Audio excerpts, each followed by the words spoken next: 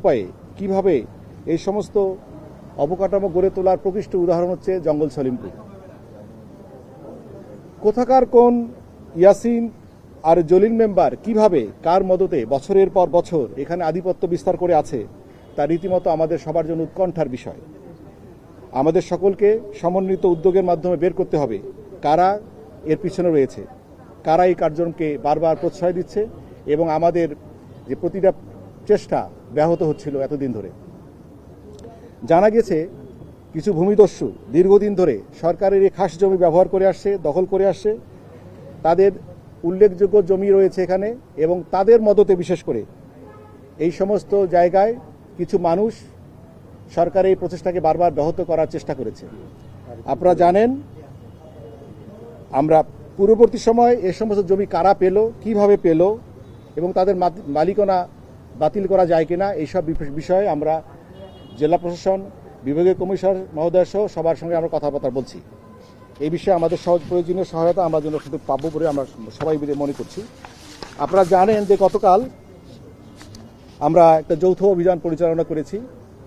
এটা পূর্ববর্তী সরকার, immediate past যিনারা ছিলেন এবং বর্তমান সরকার তো বটেই, সর্বোচ্চ পর্যায় থেকে এখানে একটি বড় ধরনের অভিযান পরিচালনা করবার প্রত্যয় ব্যক্ত করেছিলেন। আমাদের উপর এই অভিযান পরিচালনা করার দায়িত্ব অর্পিত হয়েছিল এবং যেহেতু এখন সবাই আমরা মাঠে আছি, বিশেষ করে বাংলাদেশ সেনাবাহিনীও মাঠে আছে, সেই জন্য সবাইকে নিয়ে আমরা একটা যৌথ অভিযান পরিচালনা করার চেষ্টা করেছিলাম এবং সেই অভিযান আমরা গতকাল অভিযান পরিচালনা করেছি। এই অভিযানে বাংলাদেশ সেনাবাহিনী থেকে প্রায় 500 জন, চট্টগ্রাম জেলা পুলিশের প্রায় 150 জন, চট্টগ্রাম মেট্রোপলিটন থেকে প্রায় 800, রেঞ্জ রিজার্ভ ফোর্স থেকে প্রায় 400 এবং পার্বত্য জেলা থেকে arm police battalion, border guards থেকে প্রায় 150 এবং র্যাপিড অ্যাকশন ব্যাটালিয়ন থেকে প্রায় 400 সহ 3173 জন আইন শৃঙ্খলা বাহিনী এখানে অংশগ্রহণ করে। এছাড়া জেলা প্রশাসন থেকে 7 জন নির্বাহী ম্যাজিস্ট্রেট সর্বত সবসময় আমাদের এই অভিযানে আমাদের সঙ্গে ছিলেন। এছাড়া 3টি হেলিকপ্টার, 15টি এপিসি আর্মার্ড পার্সোনাল ক্যারিয়ার যেগুলো বলা হয় এবং র্যাপিড অ্যাকশন ব্যাটালিয়ন সিএমপির 3টি ডগ স্কোয়াড এবং 12টি ড্রোন ব্যবহার করা হয়েছে। আধুনিক প্রযুক্তি এবং বিশেষ কৌশল প্রয়োগের মাধ্যমে দুর্যোগ পাহাড়ি এলাকায় অভিযান পরিচালনা করা হয়। আমরা যারা এখানে ছিলাম আমরা সবাই এই অভিযানে অংশগ্রহণ করেছি, যাদেরকে আমরা দেখতে পাচ্ছেন। এই যৌথ অভিযানে জঙ্গল সলিমপুর এলাকায় বিভিন্ন পাহাড়ি এবং দুর্গম এলাকায় একযোগে অবস্থান করে চিরুনি অভিযান পরিচালনা করা হয়। সন্দেহভাজন আস্তানা, ঝুঁকিপূর্ণ বসতি, পাহাড়ি পথ, গোপন স্থাপনা এবং অপরাধীদের সম্ভাব্য অবস্থানসমূহ তল্লাশি চালানো হয়। এ সময় আইনশৃঙ্খলা বাহিনী রক্ষার সদস্যরা বিভিন্ন স্থানে অভিযান পরিচালনা করে প্রায় 22 জনকে গ্রেফতার করা হয়েছে। এই অভিযানে আমরা আপনাদেরকে দেবো, যদিও স্টেটমেন্টটা দিয়ে দেবো, তবু আমি একটু বলে যাচ্ছি। 3টি আগ্নেয়াস্ত্র, 1টি দেশীয় পিস্তল, 1টি বিদেশি পিস্তল, 1টি এলজি, 27টি দেশীয় তৈরি পাইপগন, 3টি পিস্তলের ম্যাগাজিন, 27টি অস্ত্র তৈরির পাইপ, 61টি কার্তুজ, বিভিন্ন ধরনের প্রায় 1113 রাউন্ড গুলি, 11টি ককটেল বিস্ফোরক যেটা বলা হচ্ছে, 18টি হেক্সো ব্লেড যেগুলোতে বিভিন্ন জিনিস কাটা যায়, হাতুড়ি প্লাস রেঞ্জ, ড্রিল মেশিন সহ অন্যান্য অনেক জিনিসপত্র এখানে উদ্ধার করা হয়েছে। এছাড়া আপনারা জানেন যে তারা সিসিটিভি ক্যামেরার মাধ্যমে চারিদিকটা তারা অবজারভেশনে রাখতো এবং বিভিন্ন অবজারভেশন টাওয়ার তাদের ছিল এই বিভিন্ন পাহাড়ি জায়গায়। সেখান থেকেও তারা বিভিন্ন আইনশৃঙ্খলা বাহিনীর সদস্য সহ অন্যদের কার্যক্রম মনিটর করত। সেগুলো আমরা কালকে অলমোস্ট নষ্ট করে দিয়ে আসছি। সেখান থেকে তারা নজরদারি স্থাপন করত এবং আইনশৃঙ্খলা বাহিনীর গতিবিধি পর্যবেক্ষণ লোকে ব্যবহার করত। অভিযান পরিচালনা করে হতাহতের কোনো ঘটনা ঘটেনি এবং এখন এই অংশ আমাদের পুরোটা নিয়ন্ত্রণে রয়েছে। এখন জঙ্গল সলিমপুর এলাকায় ছিন্নমূল এবং আলীনগর এলাকায় আইনশৃঙ্খলা পরিস্থিতি স্বাভাবিক রাখা, অপরাধীদের পুনরায় সংগঠিত হওয়ার সুযোগ বন্ধ করা এবং স্থানীয় জনগণের নিরাপত্তা নিশ্চিত করার লক্ষ্যে সেখানে 2টি অস্থায়ী ক্যাম্প, পুলিশ ক্যাম্প, র্যাব এবং পুলিশের যৌথ উদ্যোগে আমাদের পরিচালিত হচ্ছে। এই দুটো আমরা আপাতত 2টো ক্যাম্প স্থাপন করেছি। পরবর্তী সময়ে প্রয়োজন অনুযায়ী এখানে আরও আমাদের কার্যক্রম পরিচালিত হবে। তো এই সংক্রান্তে অস্ত্র এবং বিস্ফোরক আইনে 3টি মামলা হয়েছে। অজ্ঞাত ব্যক্তিদের বিরুদ্ধে। আমরা যদিও গতকাল উল্লেখযোগ্য কোনো ব্যক্তিকে পাইনি, কিন্তু যেহেতু আমরা সেখানে আমাদের ডমিনেশন আমরা স্টাবলিশ করতে পেরেছি, আমরা সেখানে যেতে পেরেছি, আমরা আশা করছি যারা বা যে সমস্ত সন্ত্রাসী বিভিন্ন সময় অপরাধ করে সেখানে লুকিয়ে থাকার প্রবণতা ছিল সেটা তারা আর করতে পারবে না। পরবর্তী সময়ে আমাদের সফলতার হার বাড়বে বলে আমি আপাতত মনে করছি। তো এতটুকুই আমাদের পক্ষ থেকে। আর যদি এখন আপনারা যদি বিশেষ কাউকে কোনো কিছু জানতে চান, কাউকে বলতে পারেন, আমরা এসে এই কথা বলবো আর কি।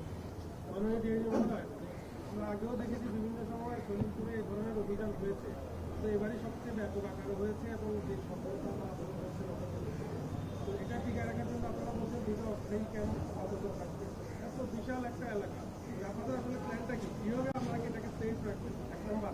আর দ্বিতীয় নম্বর হচ্ছে যে এদেরকে যারা কেউ না কেউ তো অবশ্যই কারণ একটা সন্ত্রাসী পক্ষ এত বড় একটা সরকারকে চ্যালেঞ্জ করে এরকম একটা জায়গায় স্ট্র্যাটেজিক একটা পয়েন্টে চট্টগ্রামের খুব কাছাকাছি জায়গায় এখানে আপনাদের যে আরো অনেক গুরুত্বপূর্ণ স্থাপনা আছে সেখানে তারা এটা কিভাবে এস্টাবলিশ করছে, এটার পেছনে কারা?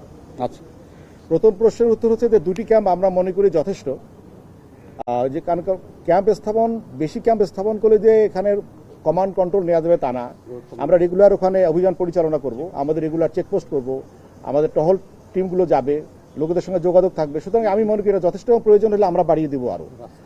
আর এখানে যাওয়ার জন্য কমিউনিকেশন তো খারাপ অবস্থায় আছে, কমিউনিকেশন স্টাবলিশ করার জন্য আমরা কমিশনার মহোদয়কে বলেছি দ্রুততম সময়ে এখানে রাস্তা যেগুলো আছে এগুলাকে যাতে চলাচলের সহজতর করা যায় সে ব্যাপারে আমরা কাজ করব এখানে। আর পরের প্রশ্ন ছিল যেন যারা আমরা প্রথমে বলেছি যে এগুলো কিছু কিছু সুবিধাভোগী মানুষ যারা ল্যান্ড গ্র্যাবার্স, যাদের অবৈধভাবে এখানে অনেকের সম্পত্তি রয়েছে, তারা বিভিন্নভাবে তাদেরকে সহায়তা করে। এগুলোর ব্যাপারে জেলা প্রশাসন ব্যবস্থা নেবে, কারণ তোমাদের কাছে এই আইনি কিছু রীতিমালা সেখানে রয়েছে। আমরা খুব সুস্থিরভাবে কাজটা করতে চাই, যাতে সবাইকে নিয়ে করতে চাই। যারা অধিবাসী যারা রয়েছে বিভিন্নভাবে যারা সেখানে রয়েছে তাদেরকে পুনর্বাসন বিষয়গুলো হয়তো বিবেচনায় নেবেন তারা। সরকারের কিছু দৃষ্টিভঙ্গির বিষয় আছে, আশা করি ব্যাপারে সরকার কিছু প্রয়োজনীয় সিদ্ধান্ত নেবেন এবং কমিশনার মহোদয় তার বক্তব্য হয়তো বিষয়গুলো বলতে পারেন।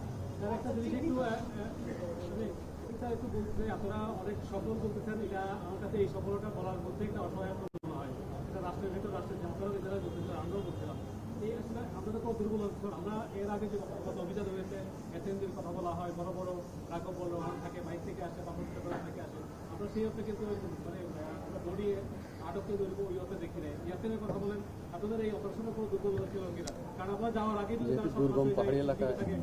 না, বুঝতে পেরেছি, আপনারা বুঝতে পেরেছি। প্রথম কথা হচ্ছে যে শোনেন, এই যে ভয়ের যে রাজনৈতিক সবসময় একটা ছিল, এটা আমাদের গণমাধ্যমে আসছে, সবসময় যে সরকার থাকে তাদের একটা ইয়া থাকে, তাদের সাথে বড় বড় এমপি মন্ত্রীদের তাদের ছবি থাকে, তারা যায় আর কি। এই যে ব্যাকআপগুলো এগুলো ভাঙার জন্য আপনাদের শোনেন, এইখানকার অভিযান পরিচালনা করার ব্যাপারে আপনাদের পক্ষ থেকে বিরাট চাপ ছিল, এটা অস্বীকার করতে পারবো না। আপনারা দীর্ঘদিন আমাদেরকে নানানভাবে বলেছেন যে কেন জঙ্গল সলিমপুরে অপারেশন হয় না, কেন আমরা যাই না, মানে আমরাই ভয়ের মধ্যে আছি কিনা। এই ভয়টা থেকে কাটানোর জন্য তো আমাদেরকে অপারেশন পরিচালনা করার প্রয়োজন। সর্বোপরি একজন র্যাবের একজন সদস্য নিহত হওয়ার পর থেকে, সুতরাং আমাদের একজন আইনশৃঙ্খলা বাহিনীর সদস্য নিহত হওয়ার পর থেকে আমাদের নিজের মধ্যে একটা আর্ট সৃষ্টি হয়েছে। আমরা যে ভয়ের কথা বলছিলাম, ভয়টা তো আগে থেকে সৃষ্ট ছিল, কিন্তু আমরা ভয় পাইনি বলে কিন্তু আমরা অভিযান পরিচালনা করেছি। আর সফলতার কথা যেটা বলছেন, আমরা সফলতা এখানেও বলবো, সেখানে যেহেতু দীর্ঘদিন অন্য কেউ যেতে পারেনি, আমরা যেহেতু যেতে পারছি এবং পৌঁছতে পারছি, আমাদের কমান্ড এস্টাবলিশ হয়েছে, সুতরাং এটুকুই আমরা একটা সফলতা হিসেবে দেখতে চাই। আর অপরাধীর গ্রেপ্তার ব্যাপারে এত বড় একটা অপারেশন পরিচালনা করতে গেলে কিছু দুর্বলতা তো থাকেই। আর আজকে যে যুগ, এই যুগে সামান্য মুভমেন্টও অনেক জানা যায়। এর জন্য আমি দুর্বলতা মনে করব না। এত বড় একটা অপারেশন পরিচালনা করার ব্যাপারে যেটা হয়েছে, এটা এরকমই হওয়া দরকার। এর চেয়ে বেশি সাফল্য আমি খুব বেশি আশা করিনি, কারণ আমরা তো পাহাড়ি এলাকা, দুর্গম এলাকা, বিভিন্ন জায়গায় এক্সিট ছিল, আর তারা যেটা বললাম সিসিটিভির মাধ্যমে তারা আমাদের মনিটর করছে, সবকিছু মিলেই। বাট আমি মনে করি এটা আমার এই মুহূর্তে একটু দুর্বলতা মনে হলে এটা আমরা সফল হবো, আমরা ওখানে কেউ থাকতে পারবো না।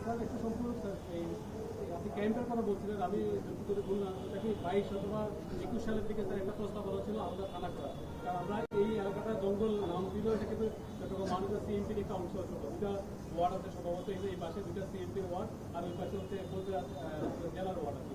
আপনি ওয়ার্ড থানাটা যেভাবেই করেন, কিন্তু এখানে আসলে থানার একটা প্রয়োজন, সেটা দিয়ে একটা আনুষ্ঠানিক প্রস্তাব ছিল।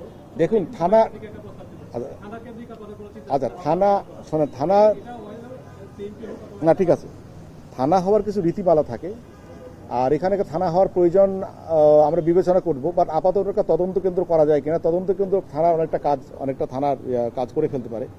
আর এটা তো সরকারের বিষয়, আমরা সরকারের প্রস্তাব দিব যদি এখানে থানা করা যায়। বাট থানা করা, তদন্ত কেন্দ্র করা, এগুলো মুখ্য জিনিস না। মুখ্য হচ্ছে আপনার কমান্ড আছে কিনা।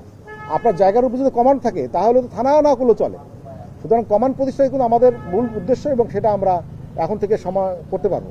যদি প্রয়োজনে আমরা থানা করবো ইনশাআল্লাহ। এটি মহোদয়, আপনি বলছেন যে আপনারা বক্তব্য করছেন, এটাকে কিন্তু আপনিও স্বীকার করছেন যে বড় ধরনের আসামি যারা আপনাদের সাসপেক্ট লিস্টে আছে তাদেরকে ধরতে পারেনি, এবং সমসাময়িক একটি ঘটনা আমরা দেখেছি এখান থেকে অর্থ নিয়ে এক ব্যবসায়ীর বাড়িতে ঘটনা ঘটায়, এবং সেটা আধুনিক অর্থ। এই ঘটনার পর আপনারা উদ্ধার করেছেন, অভিযান করেছেন, যেহেতু নগরীর পাশে লাগোয়া, এই নগরীর সামগ্রিক যে নিরাপত্তা, সেটার সংখ্যা কি আসলে জনমনে এখনো কাটছে কিনা? আমার তো মনে এই অভিযান পরিচালনার পরে আপনাদের জনমনের সংখ্যা অনেকটা কাটা দরকার। আর এখনকার যুগে অপারেশন, নানান ধরনের অপারেশন পরিচালনা করা হয়। আমরা একটু নিড বেসড অপারেশন করতে চাই, ইন্টেলিজেন্স বেসড অপারেশন করতে চাই। আপনারা দেখবেন, আপনার সফলতার জন্য একটু ধৈর্য ধরতে হবে, কারণ আমাদেরকে সময় দিতে হবে। আপনারা যদি আমাদেরকে সময় না দেন তাহলে তো হবে না। একটা ঘটনা ঘটলে আমি দেখি অনেক সময় বিভিন্ন জায়গা থেকে খুব তড়িঘড়ি করে আমাদের উপর চাপ সৃষ্টি করা হয়। আপনারা খুব কম ঘটনায় দেখবেন কিন্তু আমরা বের করতে না পারার ইতিহাস আছে। একটু সময় দেন, একটু ধৈর্য ধরেন, দেখবেন আমরা সফল হবো ইনশাআল্লাহ।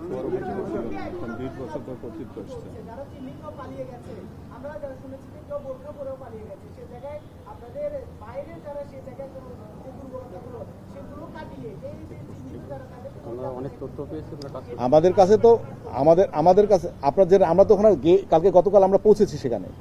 সুতরাং আমাদের কাছে তথ্য আছে, ওরা আর এখানে সাস্টেইন করতে পারবে না, ওরা এখানে আর টিকতে পারবে না। এটুকু আপনাদের বলতে পারি, একটু ধৈর্য সরেন, দেখেন আমরা কি কাজ করি। আমাদেরকে তথ্য আছে, আমরা সময় তো ধরে ফেলবো সব। কেউ পারবে না, কারণ তারা তো সেখানে লুকিয়ে ছিল, এখন তাদের লুকানোর জায়গা থাকছে না। সুতরাং সেখানে তারা সাস্টেইন করতে পারবে না।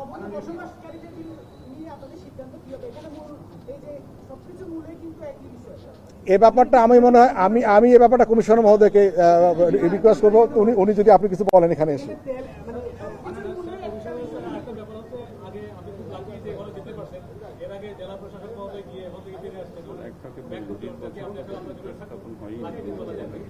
হ্যাঁ বলেন আপনার। হ্যাঁ সাহেব বলেন, আপনি বলেন।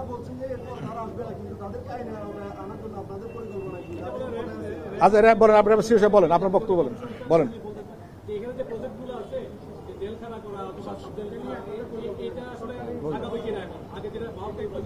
স্যার আমার মনে হয় স্যার একজন বলি স্যার, আপনি শেষ করলেন। স্যার আসেন।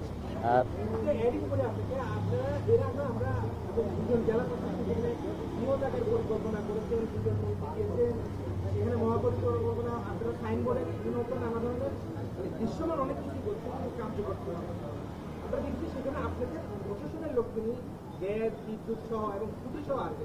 আপনারা তখনও বলেছেন যে বিভাগগুলোর সাথে করবেন, সেটা কোনো বাস্তবায়ন হয়নি। এটাও আসলে এবারও এমনই আসলে হাকটাক দিচ্ছেন কিনা সেরকম কিনা। শুধু প্রশাসন না, সেখানে নামদারি সাংবাদিকও আছে।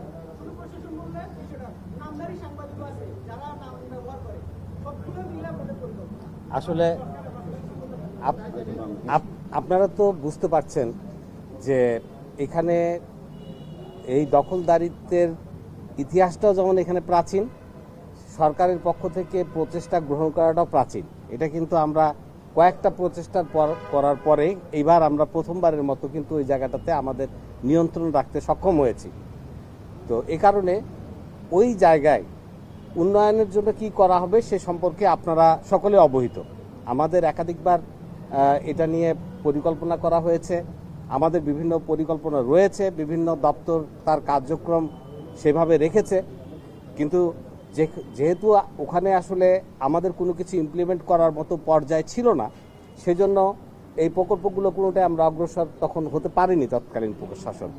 আমরা যেহেতু এখন মনে করছি যে আমাদের এখন সেখানে প্রকল্পগুলো বাস্তবায়ন করতে কোনো সমস্যা পেতে হবে না, ফলে সেগুলো এখন ক্রমান্বয়ে বিভিন্ন মন্ত্রণালয়ের সঙ্গে যোগাযোগ করে আমরা অলরেডি যোগাযোগ করা শুরু করেছি, তাদের মাধ্যমে এই জিনিসগুলো বাস্তবায়িত হবে। আর সেখানে অনেক ছিন্নমূল মানুষ রয়েছে, অনেক ভাড়াটিয়া রয়েছে, এটা আপনারা জানেন, এটা বাস্তবতা। তো এই বাস্তবতাটাকে কিভাবে মিটিগেট করা যায়, এটা আসলে একটা সরকারের পলিসিগত সিদ্ধান্ত। আমরা এই বিষয়টাকেও সরকারের সামনে, মন্ত্রণালয়ের সামনে তুলে ধরেছি এখন আমরা হয়তো একটা নির্দেশনা পাবো। আমাদের এই দেশের সকলেই যেহেতু জনগণ, সকলেই ওয়েলফেয়ারের একটা বিষয় রয়েছে, হয়তো তাদেরকে কোনোভাবে মানে কোনো একটা ভাবে কোথাও প্রতিস্থাপন করে অথবা স্বস্থানে কোনো এক জায়গায় নিবদ্ধ করে যেভাবেই হোক মন্ত্রণালয় যেভাবে সিদ্ধান্ত গ্রহণ করবে আমরা সেটাই বাস্তবায়ন করব। এবং এখন যে সিদ্ধান্তগুলো হবে বিদ্যুতের বিষয়ে, পানির বিষয়ে, সেগুলো যে আমরা বাস্তবায়ন করতে পারবো সেই পরিস্থিতি কিন্তু এখন সৃষ্টি হয়েছে। শুধু এতটুকুই আমি আপনাদের এখন বলে রাখতে পারি।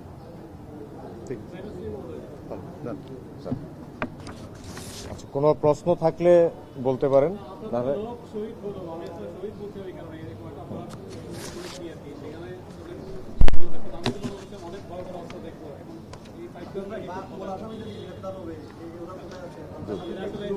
জি বলেন।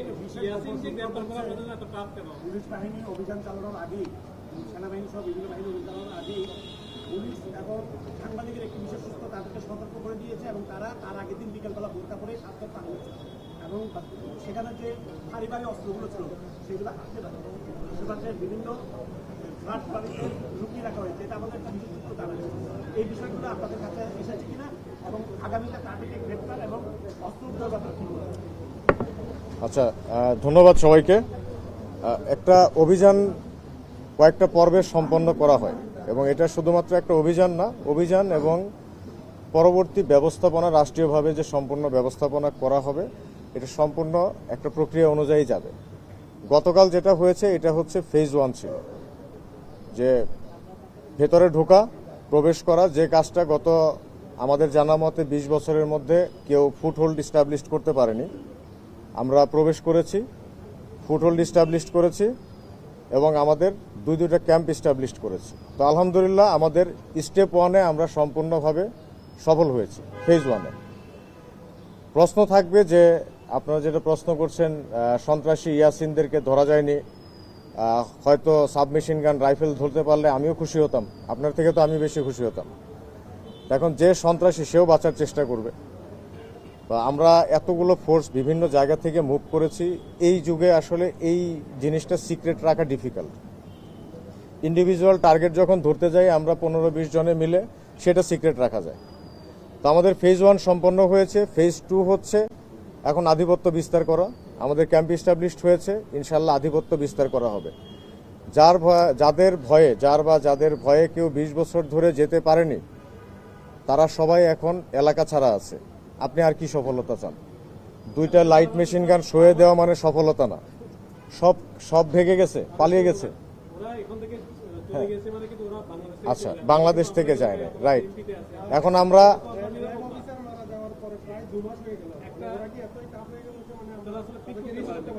আচ্ছা আমরা আচ্ছা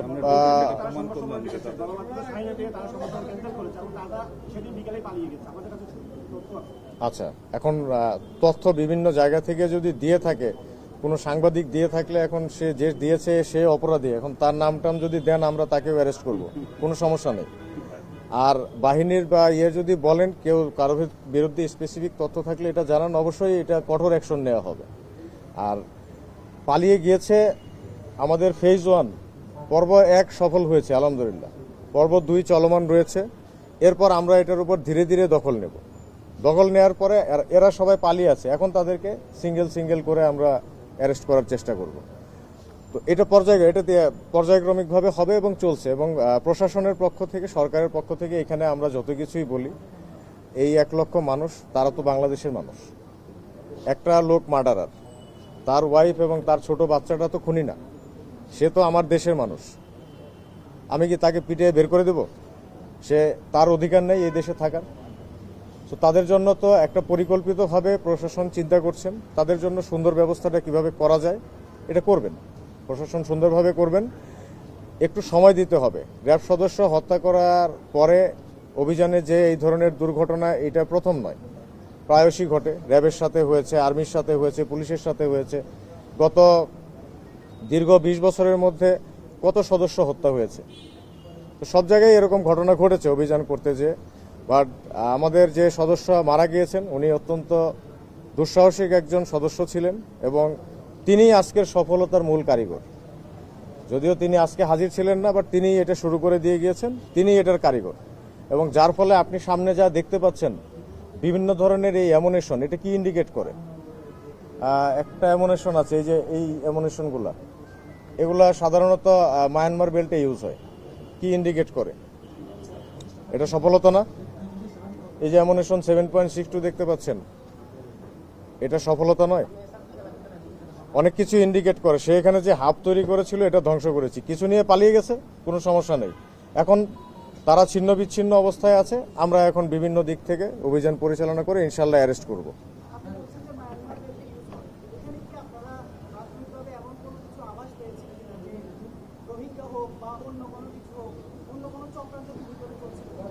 আমরা তো যাওয়ার আগে তো যে মোটামুটি যারা সন্ত্রাসী অপরাধী বেশিরভাগই পালিয়ে গিয়েছে মানে হচ্ছে তারা নিজেরাই এটা সম্পূর্ণভাবে শক্তভাবে প্রমাণ করেছে যে তারা অপরাধী।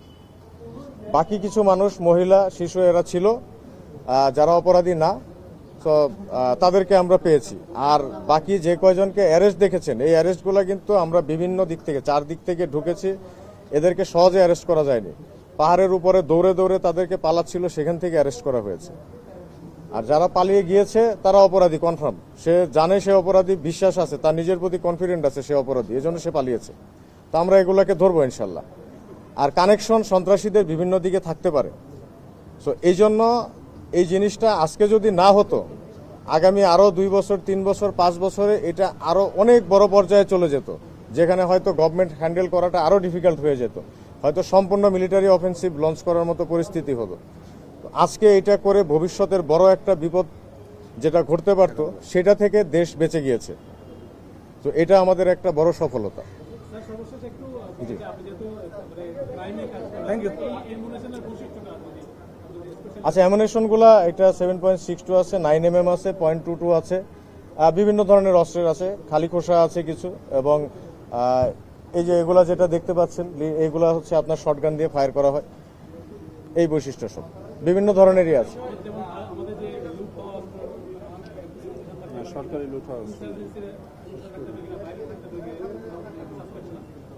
এখন অ্যামুনেশন তো বাইরে থেকে এনেছে, তাই না? মানে সরকারে আমাদের তো বাংলাদেশ যারা আমরা নিজেরা ম্যানুফ্যাকচার করি তারা তো আর সাপ্লাই দেয়নি, তো বাইরে থেকে বিভিন্নভাবে কালেক্ট করেছে। বাট দীর্ঘদিন ধরে যেটা বোঝা যাচ্ছে যে তারা দীর্ঘদিন ধরে যে একটা সন্ত্রাসী রাজত্ব তৈরি করেছিল, এই সংখ্যাটা এটা বোঝাচ্ছে। তো তাদের এই জিনিসটা ভেঙে দেওয়া গিয়েছে। ঠিক আছে, হ্যাঁ। বিজিবি বলেন, বলুন।